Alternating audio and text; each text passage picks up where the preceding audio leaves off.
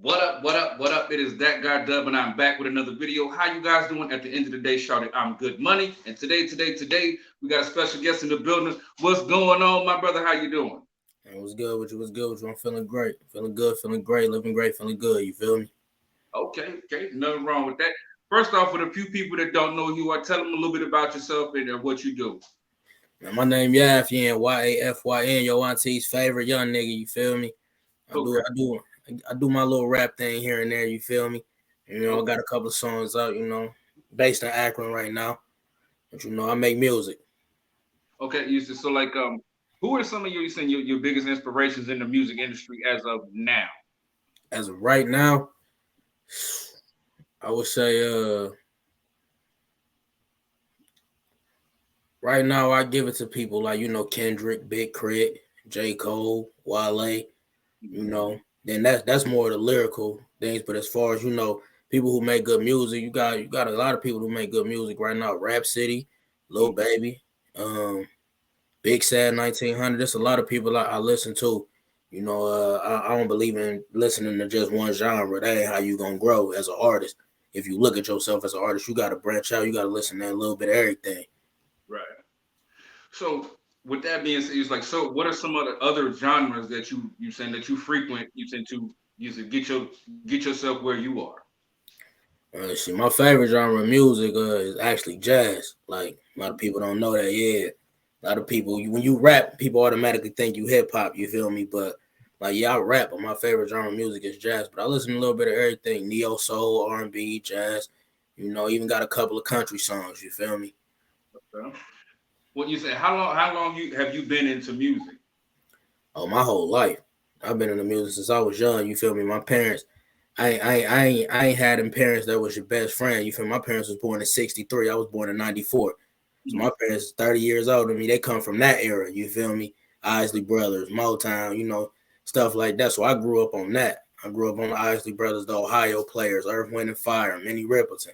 I grew up on that kind of thing. You feel me? Okay, I like that. You said somebody you said that also was born in the 1900s. You said I was 80s baby. You saying Okay. 80s, saying so. I grew up. You said with that. You said especially with my from my pops because my pops was heavy into music because my pops used to be a DJ, which my Okay. baby brother's also a DJ now. You said which is ironic and it's funny. But it's like I grew up with the you said the Gap Band. You said Parliament, Exactly. Funkadelic. You know what I'm saying? Like I which is why me personally I try to teach my kids all the way from like you saying like Elvis Presley to Lil Baby. Or you say like Got to. that way Got they're like you just said they're multifaceted. You said in this type of music. So to hear that you come from such an eclectic musical background, you said it's very refreshing. You said because you don't get that with a lot of people. So I definitely kudos to you on that, brother. You appreciate said you. Appreciate you. so. So are you like in the Akron music scene? Like, so what's the Akron? Because like I know what the Akron comedy scene is like. So what's the Akron music scene Music scene is pretty big, man. It just it really all depends more so because I be doing more so Cleveland events. Like the studio I go to is in Cleveland, so I'll be like? more so doing open mics and stuff out there. But Akron got its music scene is starting to grow. You Hmm. know, it's a lot of people that's starting to link up. With any smaller city, it could be a popularity contest going on. Especially when it comes to music or any art form, really. Hmm. The popularest person don't always got the best. You feel me? But it's about who you know. But like I said, it's starting to buzz. There's a lot of open mics open up from things like the poetry scene that's introducing music into it, so Hmm. you can go there and get your stuff off. But it's definitely buzzing. But me personally, like I just go out and do my thing wherever I can get it done at. You know. Hmm. Well, you said like before we delve any further into the you said to the interview, I made a post on you said Facebook and on my Instagram. You saying if there was anybody that was looking to you saying to do interviews, you said because like I said with my platform, I'm trying to you saying break new people. I'm trying to introduce new people to the world. You said my good sister Keith Silly reached out. You saying like I got somebody for you. You saying so like we definitely got to give a shouts out to you saying Keith Silly. You saying for Big shout out. linking us together. You know what I'm saying? Definitely, Big definitely. shout out, man. That's family right there. That's blood cousin right there. That's she always look out. That's one thing I know about her. Like, she gonna always look out. I'm gonna always look out for her. Whatever motherfuckers can do, motherfuckers gonna get it done. You feel me? That's just genuine love right there. That's a genuine motherfucker right there. Oh, definitely. You saying like I rock with Keith Sitter to the wheels fall off. Pops.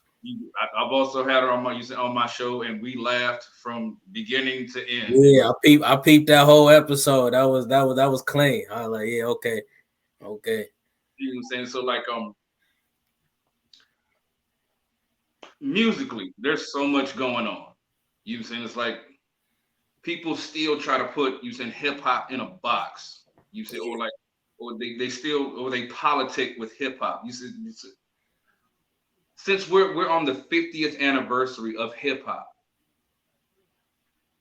and we said of course everybody's still arguing about the list where you said nobody from the South was on that list. Which of course me come growing up in Georgia, you said me personally, I have a problem with Andre 3000 not being in that top five, but that's just me. You know what I mean? So like, who did you grow up on, or do you feel should have been on that list that wasn't on that list? Man, one thing with them lists, man. I I want to say I hate them lists. I think them lists is only made to discuss. Because if you made a list like a real list of some of the greatest hip hop artists, rappers, MCs, or lyricists of all time, we all know who we're gonna be on there. We know who we can agree on and everything. I feel like they purposely put people who don't belong in those spots and wherever it may be to get a browse out of people, to hear people talking and chatter and stuff. It's all just for clicks and bet. You feel me? But me personally, like when it comes to the list, I don't really care about the numbers as long as a certain few people on there. For me, Jadakiss being one. As far as rap, like I ain't talking about songs. I'm talking about lyrical prowess. Like I'm talking about people who get busy. Jadakiss, Cassidy, Fabulous, Redman, Method Man, Biggie, Big L, Big Pun. Like these is people who, like, if you go through their catalog, the music they made, like even the one like I said, like Big L. If you listen to Big L, he died so early, he didn't really get to get busy like some other people. But if you go back and listen to Big L, wasn't nobody rapping like him. It wasn't nobody rapping like Biggie. It wasn't like it's people who you can tell today's artists mimic their style of, like, majority of artists sound like Wayne. When Wayne was sounding like that, that was new. Nobody sounded like Wayne. Wayne was in a whole group, the Hot Boys, and none of them sounded alike. Now everybody sound the same.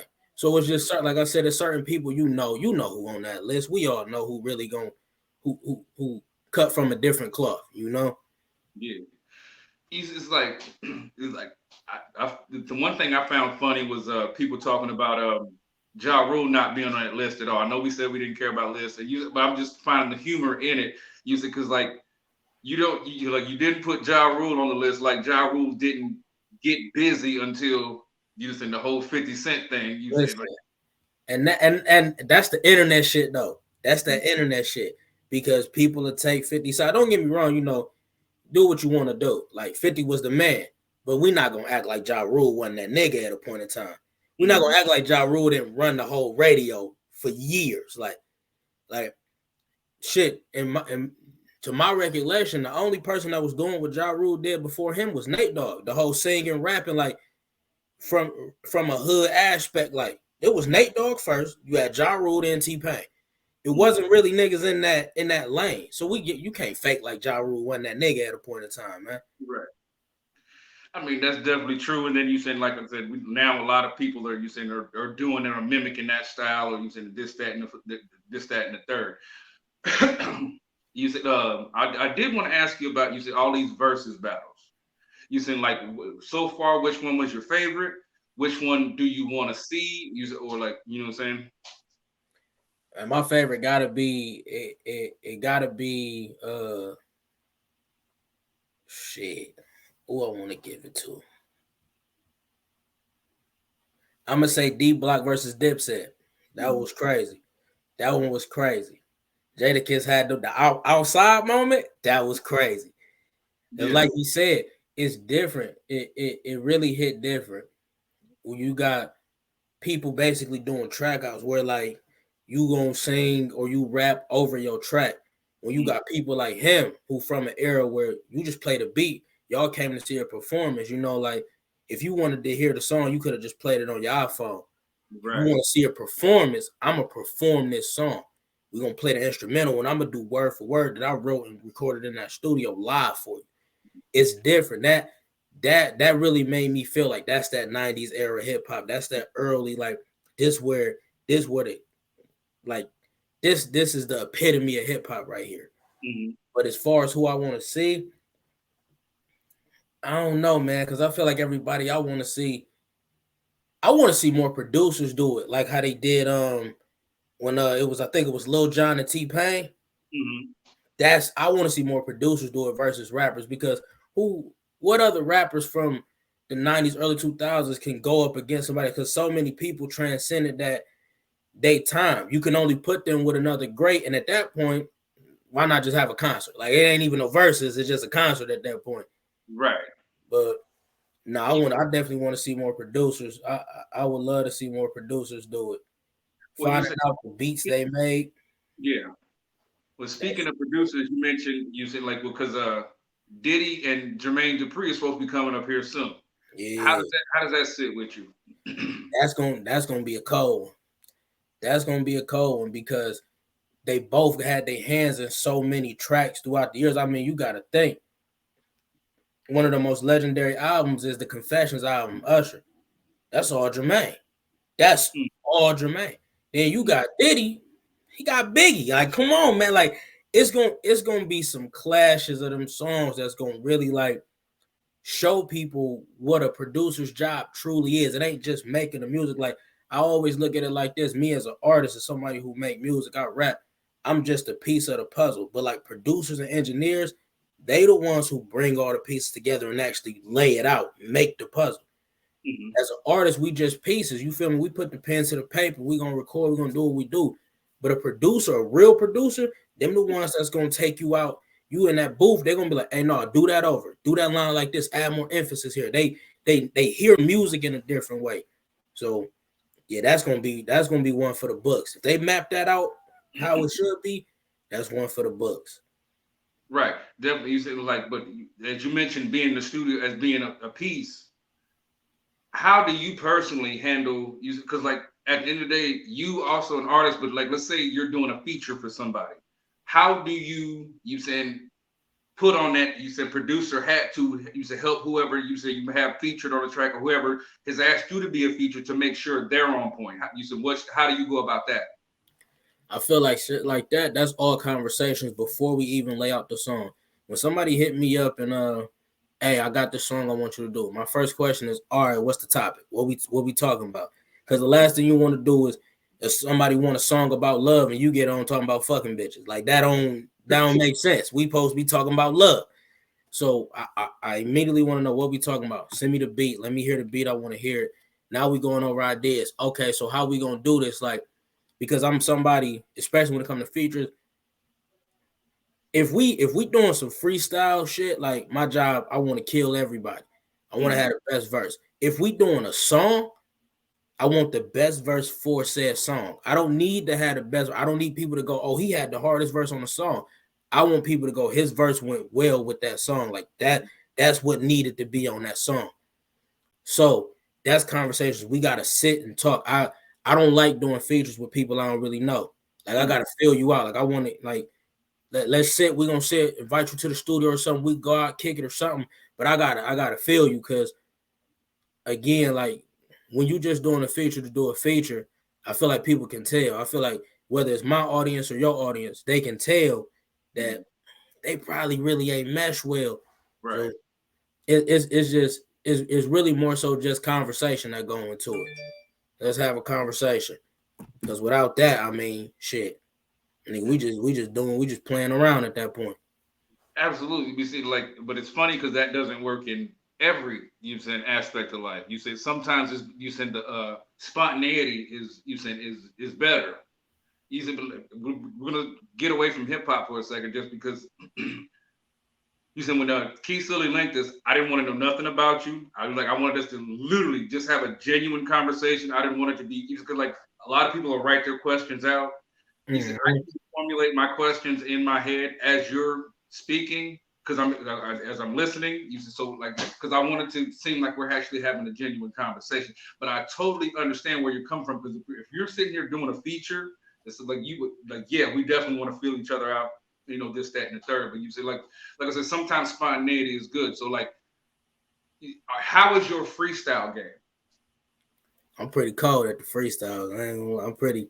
Like I said, I'm a student of the game. So I before I ever did a track, like my first recorded song, I was 16. I was already doing freestyles. I recorded music because the homies was like, "Hey, bro, you can really rap." My boy Tullis was like, "Hey, man, I make beats. Come to the crib, listen to a couple of beats. We about to record a song." I'm like, "All right, fuck it, we gonna do that." But I was already used to rap at lunch. Niggas used to be at lunch, 10th grade. We used to freestyle at the table. You know, you beat on the table, somebody make a beat. We gonna all rap. Yeah. People just happened to tell me I was nice, so I was like, all right, fuck it, let me see what's to it. Like, but yeah, I'm pretty cold at the freestyles. Okay. It's like how much of a disrespect to the culture when you see some of these artists who just blew up basically off of nothing, but then when they're asked to freestyle, it's just so disrespectful to the culture because they do not they do not possess you said a skill that you said they say they have. You said like you know like look, I've seen quite a few LA Leakers freestyles or Funk Flex freestyles that are like, why did you even have this nigga up here? You just, how much? So my question is, how much of a disrespect to the culture do you see that as being? So see that shit, I struggle with my answer on that because on one hand, yeah, I do take it as disrespect. As somebody like who in the game and I'm climbing up. I'm slowly but surely getting to where I personally want to be, but I study and it take me, X amount of time to even get to this point. Mhm. So as somebody who's studying, I see somebody who just overnight success, it's like a slap in the face a little bit. Like, damn, you don't even care about the game. You don't even love hip hop like I love hip hop. But then on the other hand, it's like, you know what? I'm just happy another nigga is getting some chips. Like you getting some cheddar, like that shit. That's cool with me. Like you ain't gotta love it as much as I do. We got two different backgrounds. You feel me? Like I don't know what you may have went through. You feel me? Whatever the case may be, you found the outlet and people fuck with you. Mhm. So I be chalking it up like people fuck with you. Hey man, get your coins. You feel me? But I do. I personally like listening to more lyrical content because I make songs. I make funny songs, little shit people can just vibe to. But at the end of the day, don't get it twisted. I'll wrap circles around any nigga you put me up with. You Right. feel me? I do this. I really do this. So I understand it's a time and a place for everything and every kind of music. Like you said earlier, with hip hop, I feel like we the only genre that's easily disrespected when it comes to these awards. Mhm. Because when I was growing up, you had like we could say metal or rock, for instance. You had metal, heavy metal, death metal, Alternative. grunge, alternative. You had rock, pop rock, all these different genres. But hip hop is either you rap or you don't. Mhm. Like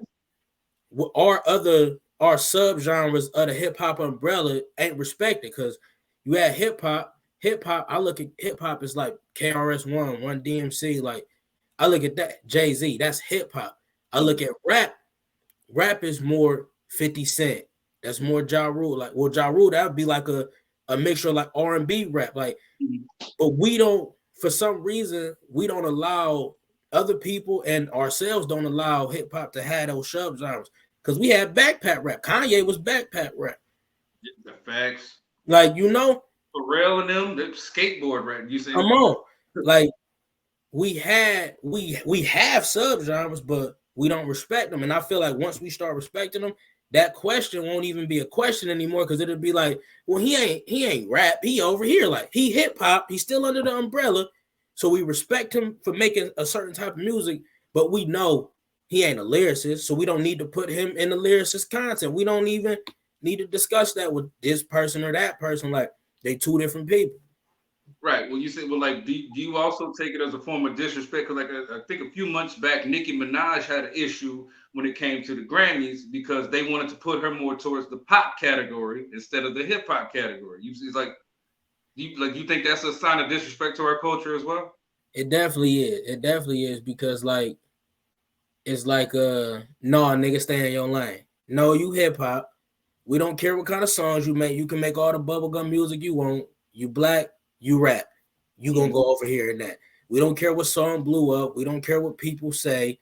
We gonna put you over here. I mean, we can go back to the Grammys in a couple years, well, a few years before that, with the Macklemore Kendrick situation. They gave Mm-hmm. Macklemore the Grammy over Kendrick Lamar. Come on, cuz. For Come on. real. Stop playing. So we see it all the time, and then they try to give us these bullshit trophies. But I chalk that up to niggas as well though, because it's like why we keep going. Right. Like last year, I think it was last year that Drake and The Weeknd didn't send no song to be nominated for the Grammy. They said fuck the Grammys.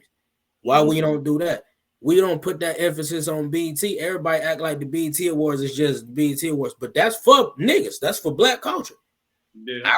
I can't tell you one white person I know with a BET award, but we don't Yeah. celebrate. We don't celebrate them though, like we do the Grammys. We hold the Grammys to the utmost high. Mm-hmm. We should be doing that for nigga shit.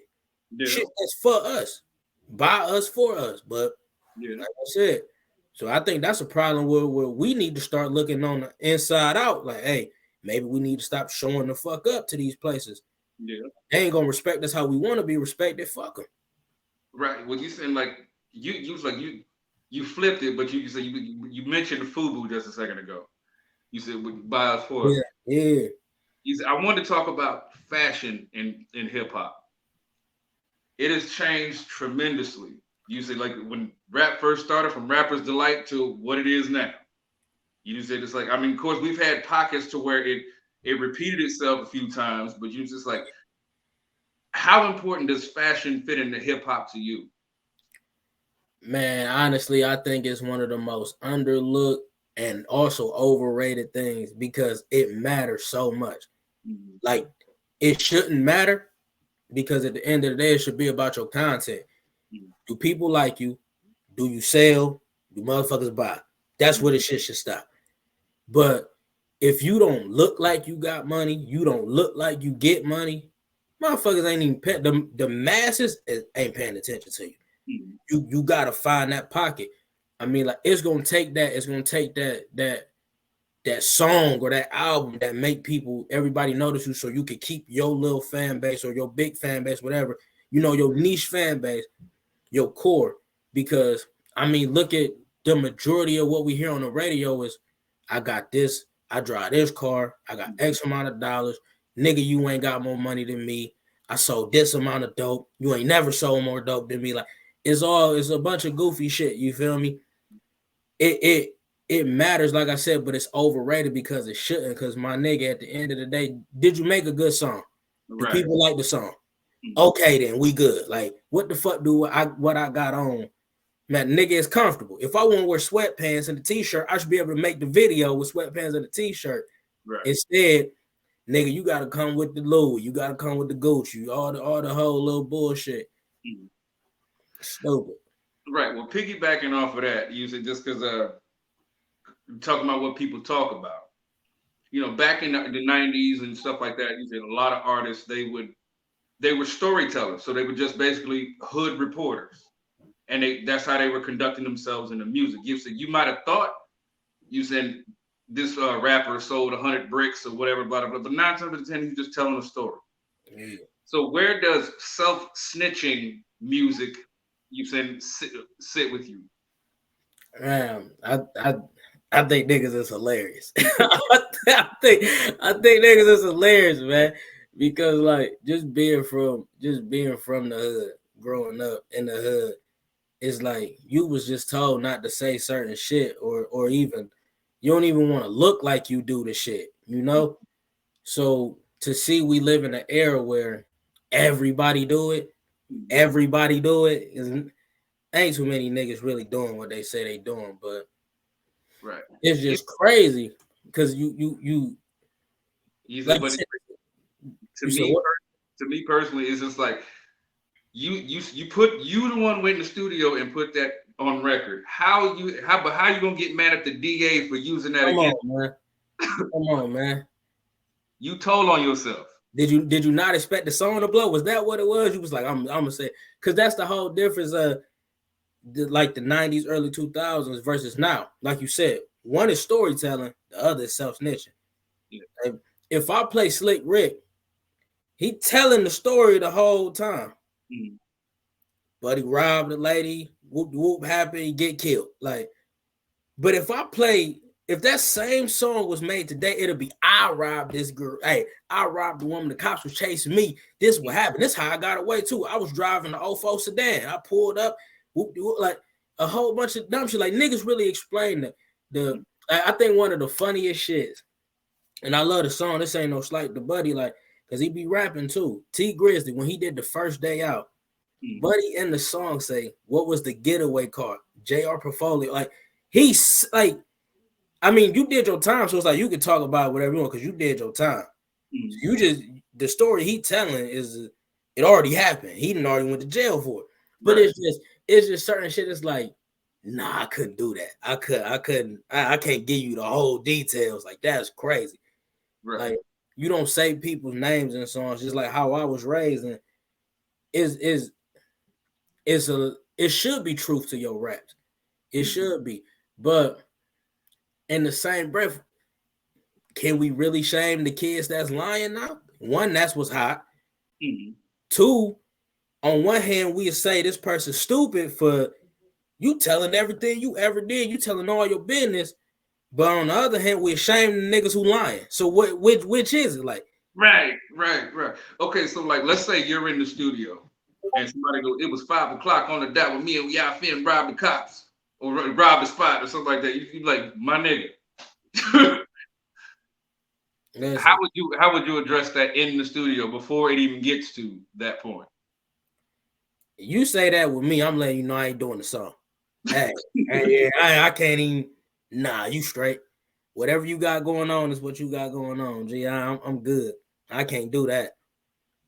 It's just funny. It's like you mentioned the Big Crit earlier, and it just like it's been like I've been trying to like not stay away from it because I'm a huge Big Crit fan. It's like one of my biggest motivational songs that I have in my playlist is "Just Touchdown" by Big Crit.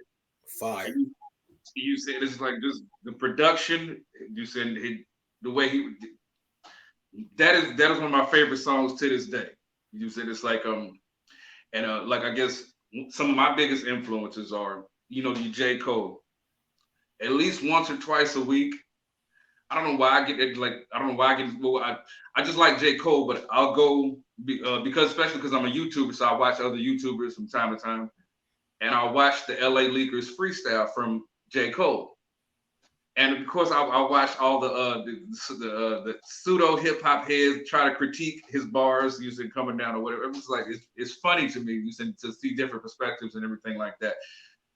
And using like a huge T.I. Ludacris, you know what I'm saying? Like I'm even like you said the more underground, you said ATL stuff like your Baby D's, your Big On Camp, you know what I'm saying? I like your K Camp and stuff like that. Using so like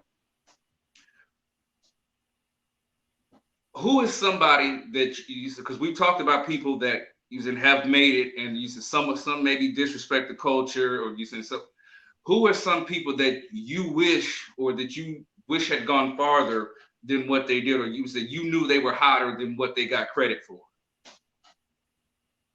Man, that's a good question because that's something to really think on. Like, I'll say one for sure, Ace Hood. I feel like Ace Hood just kind of disappeared.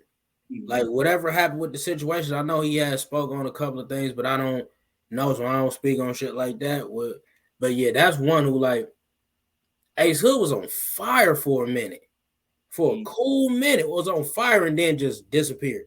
Yep.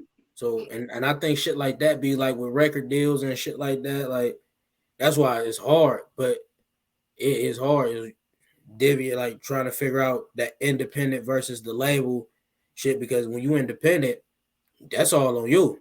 Ain't no budget. Like that's you. You got to get it done. But the label gonna get it done. But the label may shelf you. Right. I think another one is Rap City. I think her and Tierra Whack. I don't really think nobody rapping harder than them right now.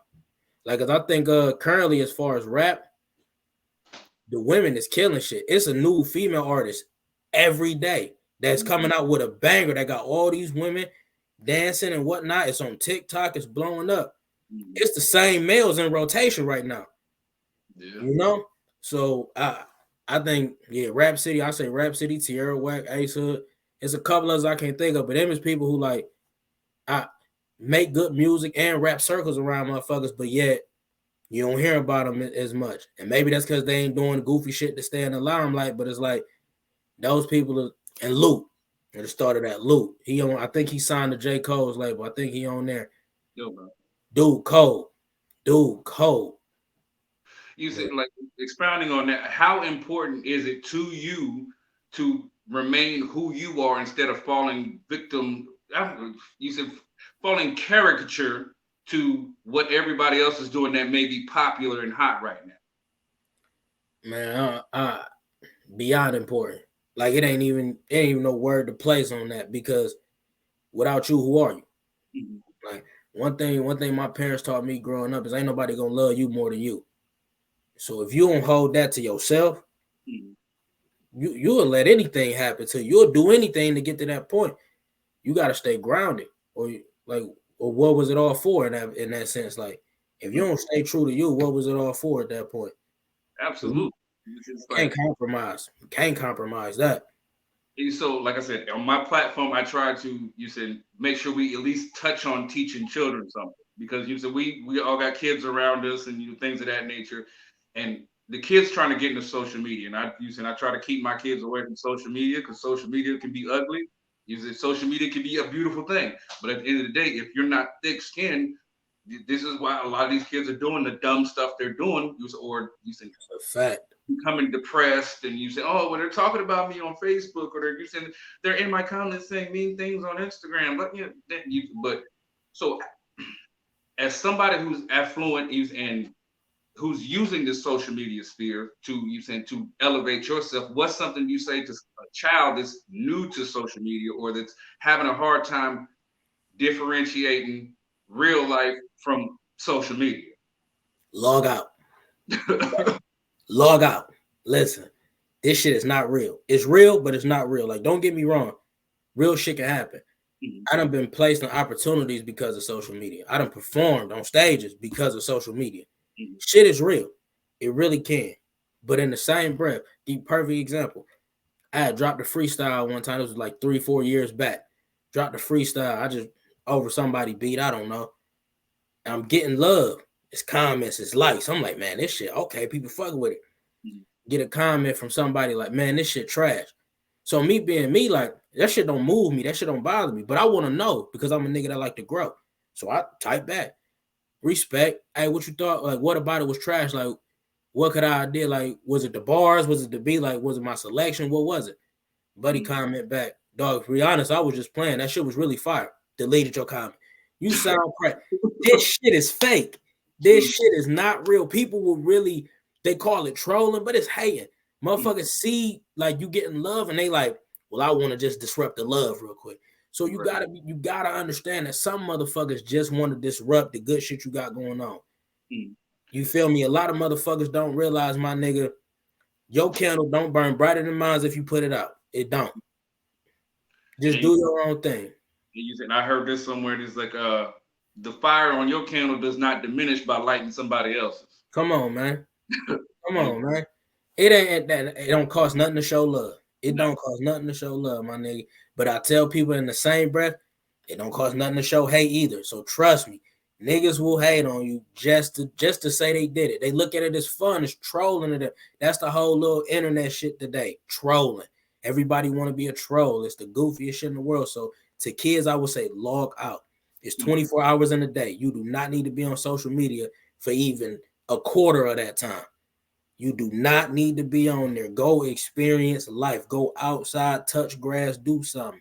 We grew up like cell phones was new when I was growing. Like I said, I was born in 94. Niggas ain't have you had if you was lucky if you had a house phone. Right. And if you ain't have a house phone, you know what you did? You hopped on your bike and went to the homie house. And you had to knock on the door, ask his mom, hey, can such and such come out? Mm-hmm. But you was outside all day. We was outside 16 hours a day. Yep.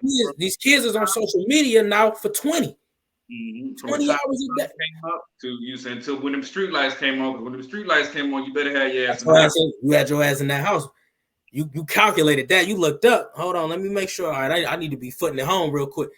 So you calculated to the minute that motherfucker came on every day. I'm already on the porch by the time that motherfucker flick on. I'm on the porch. But these kids is in the house. They ain't outside. They in the house on their phone. They on their iPad, and they experiencing nothing but negativity. I ain't saying like it ain't like negativity is new. Like I said, it ain't like a lot of people think like, oh man, it feel like more people is dying these days. It's not. We just exposed to it more. We expose. It's the same amount of motherfuckers dying than when we was growing up. It's just that now, if I get on my phone, I can tell you every celebrity who died today, people I follow got their siblings or whoever may passed away in their family. That's up. Every story, every scroll. It's like, nigga, that shit gonna weigh a toll on you. You may not even acknowledge it until you acknowledge it. Now it's too late. So log out.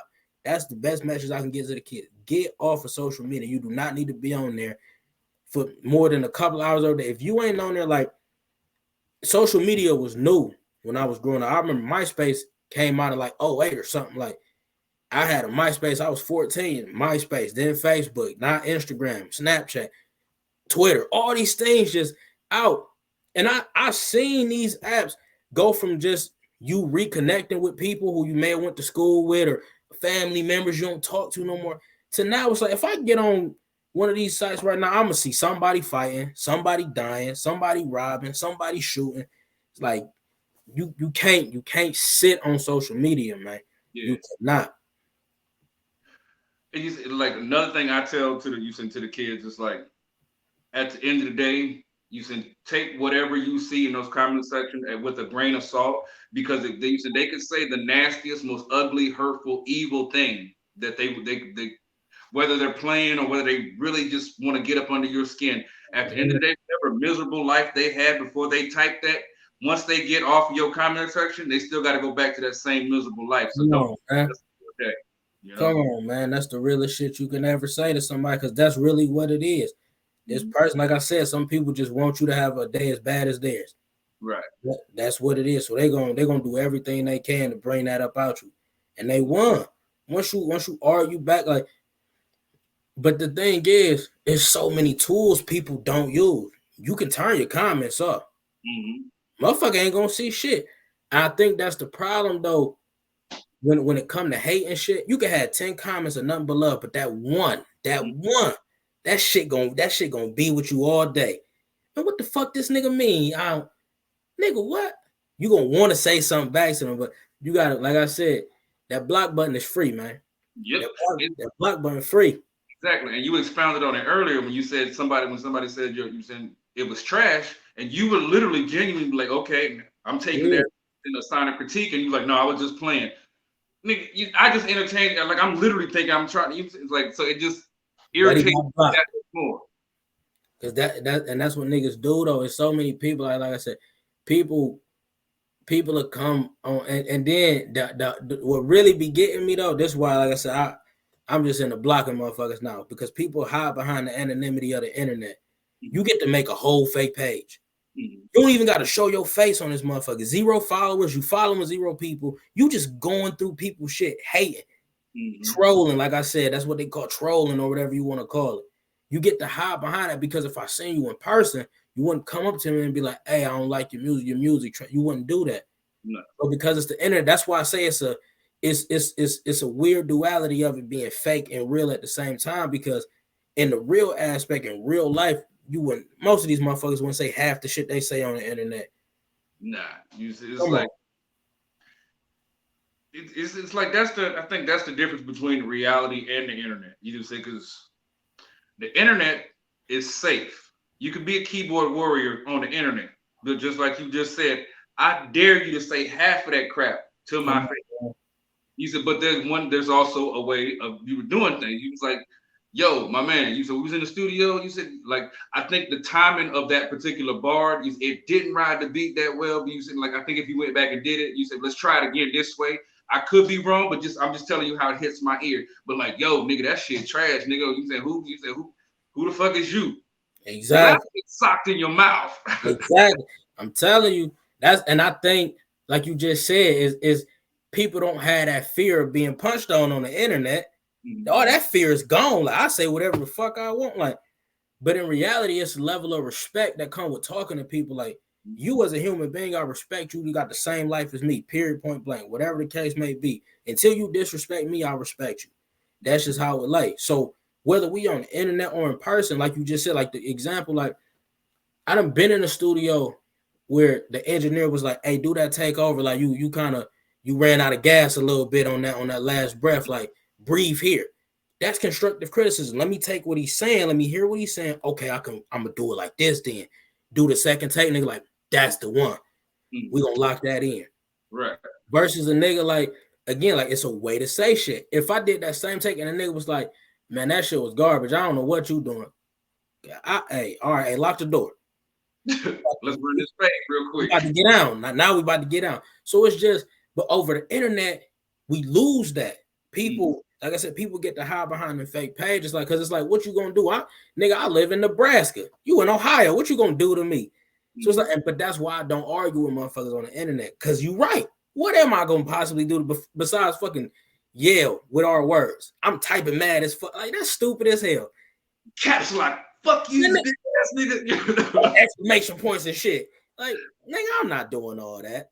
No. Like I said, it's just it's goofiness, and it's like that's why I appreciate having conversation with somebody who's you said aesthetically astute and you said intelligent. You said like because you can have conversations with goofies all day long, but when you have a conversation with when your counterpart is just you said as intellectually sound as yourself, it helps in you said my the thing I'm trying to do with it. I'm trying to reach children because like I said, there's so much going on in this world, and I don't think like we've been saying these kids aren't ready for it. You know what I'm saying? So like I definitely want to using to let you know that I definitely appreciate using where we went with that using particular part of the interview. You know, so like you because like the kids are important, and you said and the way you talk, you said you come off as an OG. You said somebody that's you said well versed, and you said and have some experience to teach these children. So I definitely appreciate you for that. You know what I mean? Yeah, man, like I said, I appreciate the conversation. Like you just said, like it hit different when you talk to somebody of sound mind. You feel me? Like is you get to have an actual conversation, an intellectual conversation. Because I mean, again, like I said, these kids log out is because, like you just said, if we sit on the internet all day, you ain't gonna get too many of them conversations. You're gonna see some dumb shit. You're gonna see people arguing about dumb shit, and it's gonna make you want to log out anyway. So it's like it's different. Like that's why I do appreciate like we don't really know nothing about each other. You allow me on your show, and we get to have like open dialogue with each other. Like it's cool. Okay, you said now we're gonna get back. We're gonna get back into you for a minute. You said and like what you said. What is your process when it comes to writing? Because I know certain people they write before they hear the beat, or they get the beat and then write. What you said? Because I can do both. You said I used to do music, not my thing anymore. You said it's like it's not saying that I gave up or anything like that. It's just you said like you get like you know what's for you. You know what I mean? Yeah. You said so. What is your process when it comes to writing? Me, I'm definitely a both person. Like I write every day. I try to write at least a whole song every day. You know, and that's just to keep me, like I said, like because I like being able to make a song where like whether I'm telling a story or I'm being lyrical or I'm just making some shit to have fun to like, and I feel like that keep me sharp enough to stay lyrical because honestly, it's not hard to make no song by today's standards. It's not really hard. Get you a good beat. The beat doing 80% of the work on most music these days, on most hip hop music. Beat do 80% of the work. It don't matter what the fuck you say on it. So if I can make music like that, then I feel like I need to do something to stay sharp. That's what keep me freestyling. That's what keep me writing every day, because I get more satisfaction of people hitting me up like, hey, I ain't catch this bar till the third time I listened to the song. Like, nigga, you said, and it's like, yeah, there you go. That's what I live for. I love people. I love replay value. I love motherfuckers like, man, what did you mean by this? Oh, well, go listen to it. You would catch it. You just gotta pay attention to what I said at the second bar. You gonna get it. So I'm definitely a both kind of person. I like to write shit out. Then I get a beat, and sometimes you hear a beat and you gotta write right then and there, no matter where you at. Like sometimes I done pulled over and wrote a couple of bars down because of somebody sent me a beat. I'm like, no, this I gotta at least write something to this to have it in my head to know where I'm about to go with this. Like Right. it's definitely both. So which one are you? Are you a notebook or are you a cell phone writer? I'm a cell phone writer, man. I'm in the cell phone. I just talked to this about with my cousin. I don't know what it is, but I do not feel like the bars be good when I write in the notebook. So I stopped that shit. I just cut it out. Like, nah, I'm not liking what I'm saying, but I don't know. Maybe it's just because like growing up, like I seen the cell phone era. I'm part of that era. I actually seen cell phones come. I remember when everybody just had the Nokia with Snake on. You know, that was the only game you had with Snake on that motherfucker, or the little ping pong joint. So it's like now growing up, always having a cell phone, it's like it's easy to just write immediately. Where if I ever feel inspired, I can just pull the cell phone out, hit the notes, and get to typing. I don't wrote 8 to 16 bars. I got a whole verse already versus me like looking for pen and pad. Like, but I definitely got my start on that pencil and pen. You know, you got to start somewhere. Right. Okay. Well, let's say you said like what you said. I'm gonna create the scenario. You said you're headlining a show. You said and you're picking. You said different artists to come to you. You said to perform before you. What is something that you're looking for out of other artists to? You said make sure that they don't ruin your show, or you said what qualities they would bring to your show. You said how do you go about picking? You said people when you can do that. How do you go about picking people? If I'm headlining the show, it's really all it go back to the puzzle analogy. It gotta make sense.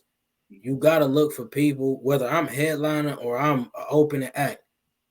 You gotta look for people that understand their place and don't overstep their bounds. Mhm. Because in this music shit, it's all egos. And it's hard to find people who can set their ego aside for the sake of growing as an artist.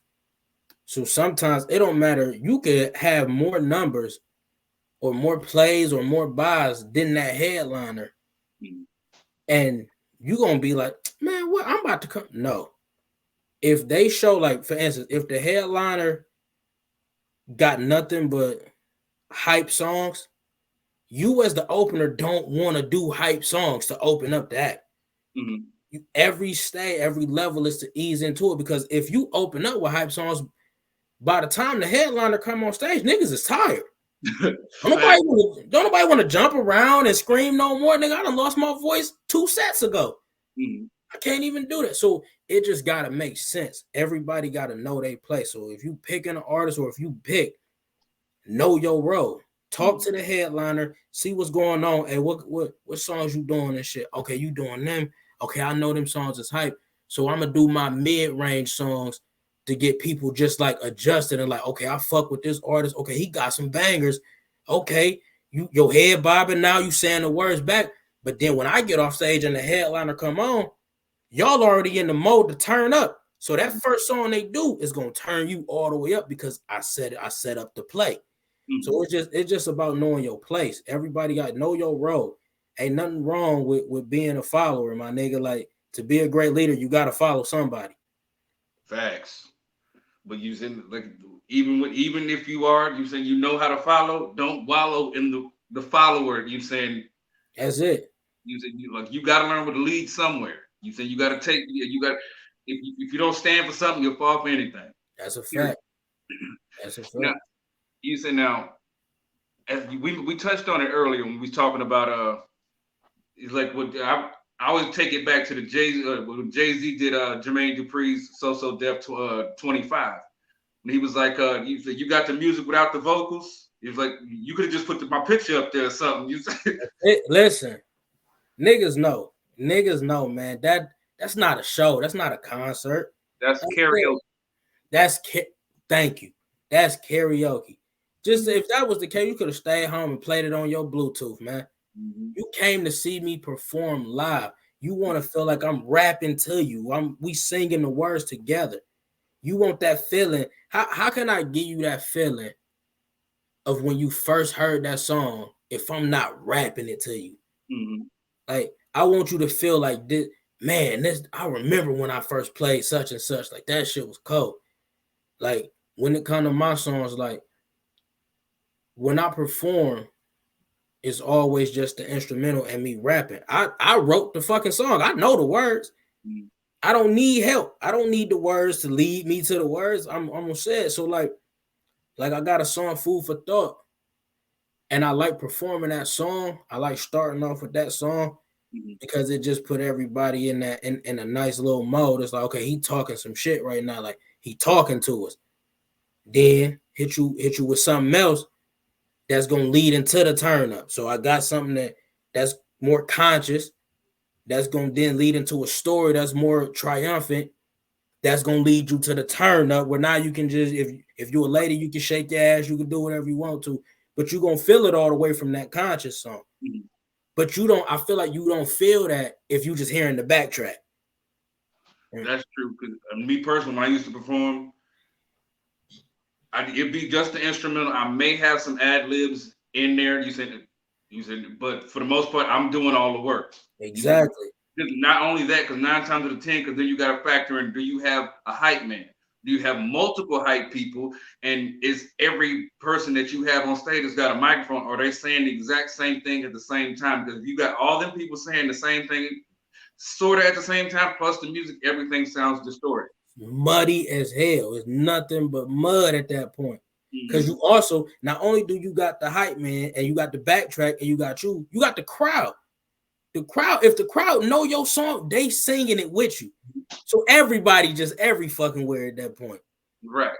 It's like I've had a couple of DJs on my platform, and you said they all have already, basically everything that you've said is basically the ideal thing that most DJs want when it comes to an artist. You said, which, so definitely got to commend you on that.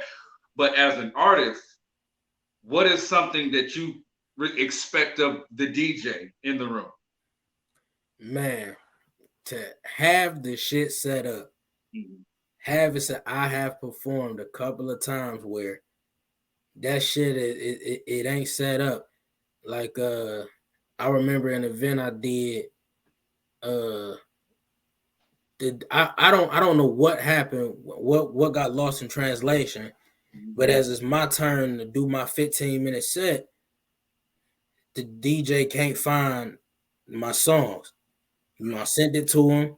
It's all the instrumentals. It's 3 instrumentals. He can't find them. So everybody in front of me is waiting. Mm-hmm. So me, like I said, because I'm a student of the game, I freestyle. Boom, I get to rapping. I got the crowd now. Mm-hmm. He find the songs, we get on. But it's like I shouldn't have to do that. I shouldn't have to. If I choose to do that, that's a different thing. I shouldn't have to do that. So, but that I feel like shit like that, that's what sound checks and stuff like that is for. Like, so I kind of already know how shit gonna go if it's not a sound check. Right.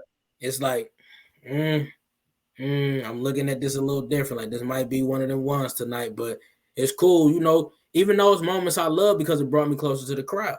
Mm-hmm. Like, not a crowd know, oh, he really can rap. No matter what I perform at this point, the crowd know I can rap. Right. So it's cool. Right. It was like me personally. You saying like when I used to get down to do my thing, I would go on a run. You saying like the prior to the few prior days to the show, you said I would recite my verses. You said I would run, whether it's on a treadmill or it's up and down the street to make sure I got it. You saying if we got a specific thing that we're doing, you saying like everybody, we need to practice this because I want us to go up here and looking like a unit.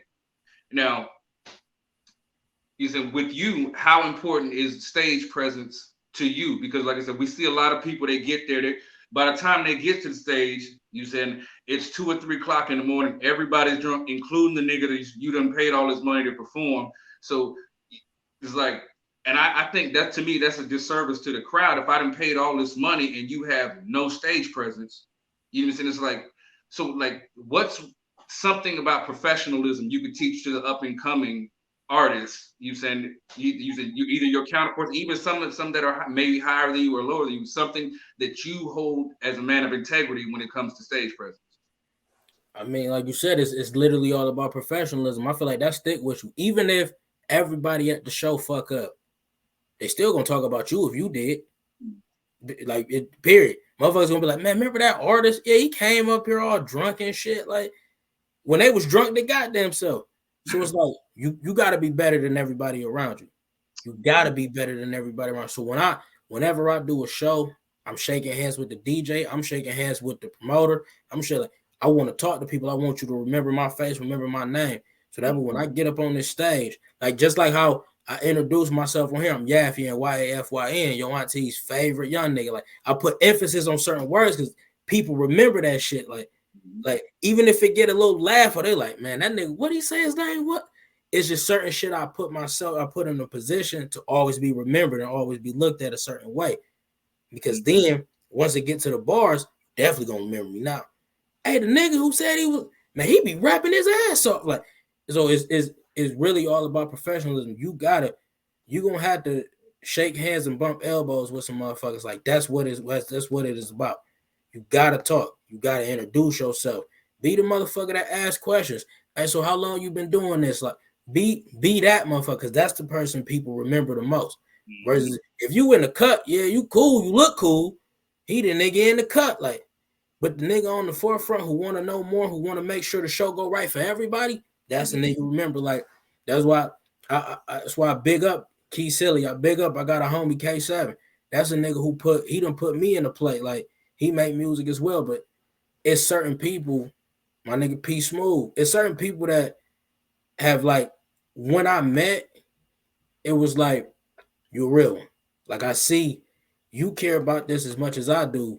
And so you willing to put people together who care about it as much as you do. Mm-hmm. So you don't find that out if you don't talk to people though.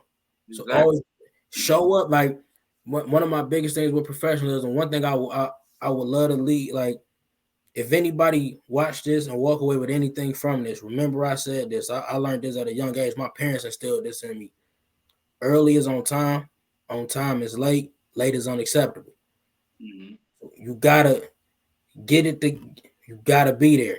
Be there. If the show say it start at 7:45, if the show say we need all artists here at 7:45, Mm-hmm. be there at 7:30. Yeah.